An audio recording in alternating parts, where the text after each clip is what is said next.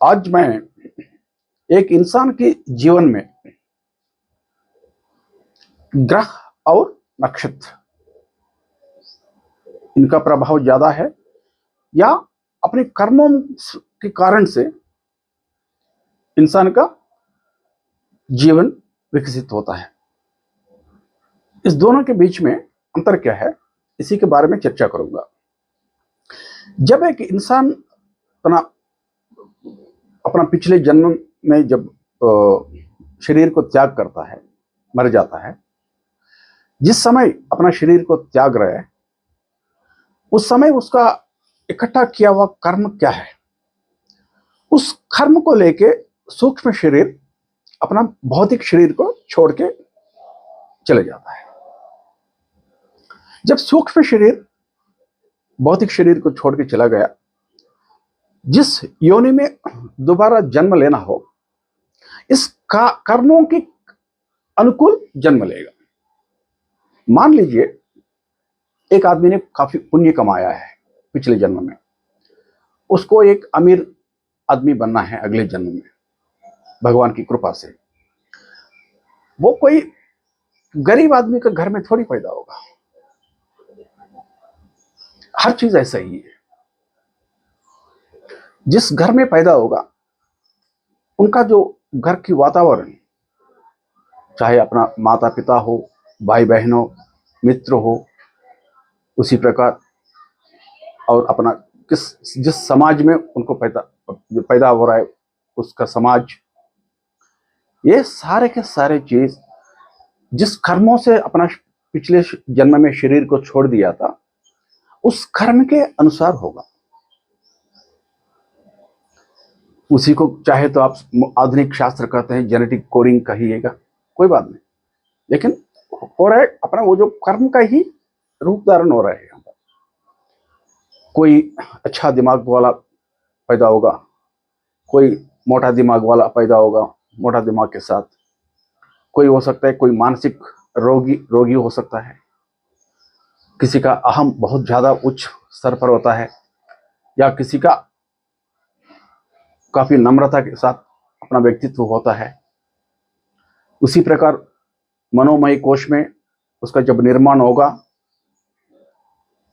मैंने पिछले एक वीडियो में समझाया था, 9 किस्म की भावोद्वेग से इंसान पैदा होता है, क्रोध, लोभ, ऐसे। तो कोई भी कुछ भाव काफी उच्च स्तर में हो सकता है। ये उसी प्रकार मनोमय कोश के अंदर ही संकल्प और विकल्प भी करता है इंसान। किसी का संकल्प कितने अच्छा होता है या मजबूत संकल्प होता है किसी का, या किसी का कमजोर है संकल्प करने में, ये हर एक चीज। उसी प्रकार भौतिक शरीर, कोई हो सकता है अंधा पैदा हुआ, आंख काम नहीं करता है, किसी का कान काम नहीं करता है, कोई बोल नहीं पाता है, बचपन से ही जो पैदा होते ही। ये सारे की चीज किस कारण से हो रहा है? अपना इकट्ठा किया हुआ कर्मों का फल है। उसी को तो भोगने के लिए तो इंसान पैदा हो रहा है इस जन्म में, दूसरी जन्म में। इतना ही बात है। इंसान का जीवन में बाहर से कोई शक्ति आके प्रभाव नहीं डाल रहा है। इंसान का जीवन प्रभावित नहीं होता है बाहर से कोई शक्ति से। इंसान के भीतर ही है जो आत्मा, वही खुद परमात्मा की स्वरूप है। तो बाहर से परमात्मा को बाहर से और कोई शक्ति कैसे आएगा? जो भी शक्ति है वो खुद के अंदर ही, भीतर ही है। उसको प्रक्रिया होगी नहीं कैसे कहीं बाहर से कोई आके प्रभाव डालने के लिए। सिर्फ इतना ही है, बाहर की दुनिया माध्यम बनता है इस इंसान को अपने कर्मों को भोगने के लिए। अपना कर्मों को भोगने के लिए बाहर की बाह्य जगत एक सिर्फ माध्यम बनता है, सिर्फ माध्यम बनती है। फिर लोग पूछ सकते हैं, फिर इतना हजारों साल से ज्योतिष शास्त्र चलता हुआ आ रहा है, कई पंडित भविष्यवाणी सुनाते हैं, ये सारे कैसे हो रहे हैं? इसके लिए मेरा समाधान ये है, हजारों साल से इंसान स्वाभाविक रूप से उत्सुक है जानने के लिए। मानव जाति स्वाभाविक रूप से हमेशा उत्सुक ही रहा है कि भविष्य कैसे होगा करके। तो इसलिए समाज में, मानव समाज में कई पंडित हजारों साल से ग्रहों का और नक्षत्रों का चाल के ऊपर नजर रख के एक शास्त्र कहिएगा या नहीं तो एक कला कहिएगा या इसको और कोई शब्द इस्तेमाल कीजिए, उसको तैयार किया है। जब इंसान पैदा होगा, पूर्व दिशा में जो भी राशि उत्पन्न हो रहा है उसको लग्न बोल दिया, और उस समय कई हजारों साल से उनका चाल को देख के, ग्रहों को चाल ये बताया, अगर 7वीं घर में शनि भगवान बैठा हुआ है तो उनका शादी खराब होने वाला है। यहां शनि भगवान शादी खराब नहीं कर रहे हैं, इसका इंसान का खुद का कर्म की वजह से उनका शादी खराब हो रहा है। ये सिर्फ बात इतना ही है कि शनि भगवान 7वीं घर में है, उस समय राशि में बैठा हुआ है जब इंसान पैदा हुआ है, क्योंकि कई हजारों साल से उस एक ग्रहों को देख के लोगों ने ऐसे उनको डेवलप किया है, शास्त्र को बनाया है, तैयार किया है। इसलिए कई लोग बिल्कुल एक्यूरेट सही बताते हैं, लेकिन कई पंडित गलत भी बताते हैं। ये आप लोगों को भी पता है, क्योंकि ये शास्त्रीय है ही नहीं है।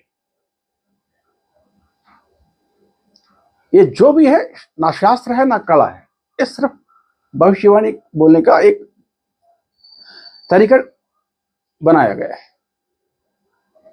फिर कई लोग पूछते हैं न, कुछ ज्योतिष पंडित जी कुछ समस्याओं के लिए, परिष्कार के लिए इलाज भी बताते हैं। ये सिर्फ कोई भी, जब भी जैसे है ना, किसी को खूब घायल हो गया, जख्म है, काफी दर्द हो रहा है, जल रहा है, किसी के कारण से अंदर एक बीमार पड़ा हुआ है शरीर के अंदर, वो ऊपर आप बैंडेज लगाने से, ऑइंटमेंट लगाने से तात्कालिक रूप से थोड़ा बहुत मेरा आराम मिल सकता है, लेकिन बीमारी तभी खत्म होगा जो शरीर के अंदर जो इन्फेक्शन है, कोई डॉक्टर एंटीबायोटिक, डॉक्टर के साहब के पास जाके एंटीबायोटिक दवाई लेके वो दवाई खा लिया, जब तक वो इन्फेक्शन खत्म नहीं होगा आपको आपके जख्म का इलाज नहीं होगा। इसी प्रकार कोई आप जंगल को साफ करना चाहते हो, कोई जमीन इस्तेमाल करना चाहते हो किसी चीज के लिए, जब तक उसका नीचे से उसके जड़ी से काट के उखाड़ना पड़ेगा, पेड़ों को जड़ से काटना पड़ेगा, तभी हमेशा के लिए सूख जाएगा। नहीं, आप ऊपर से उसको जंगल को काट दोगे, वो दोबारा घास पैदा हो जाएगा, झाड़ी दोबारा पैदा हो जाएगा। इसी प्रकार इंसान का जो जीवन का असली मूल कर्म, उसको काट दो, बाहर की जगत में बदलाव आएगा, ना कि कहीं अलग से कोई शक्ति के कारण से नहीं आ सकता है। और ज्यादा इंसान को इस चीज के पड़ेगा, ज्योतिष शास्त्र के पीछे पड़ेगा, उसके लिए बानिस बनने का भाई खतरा है। हर चीज के लिए ज्योतिष शास्त्र के पीछे भागना शुरू करेगा, कभी माया से बाहर निकल नहीं पाएगा। वो तरीका ही नहीं है। सबसे पहले यस, इसके लिए अलग से पद्धति है योग मार्ग में। किसी एक गुरु का कृपा से कुंडलिनी शक्ति जागरण होने के बाद जब शक्ति अंतर्मुख होने लगती है, कर्म का विनाश होना शुरू हो जाता है। जैसे जैसे कर्म खत्म होता जाएगा, इंसान का बाह्य जगत भी बदलता जाएगा। यह है एक्चुअल असली पद्धति तरीका। भगवान इंसान को इसी प्रकार ही निर्माण किया है।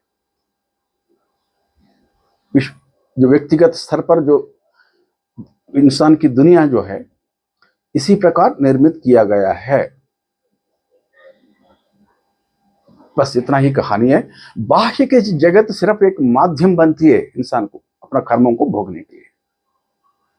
यही चीज हमेशा के लिए याद रखना। यही मैं आज के लिए आपसे कहना चाहता था। God bless you all.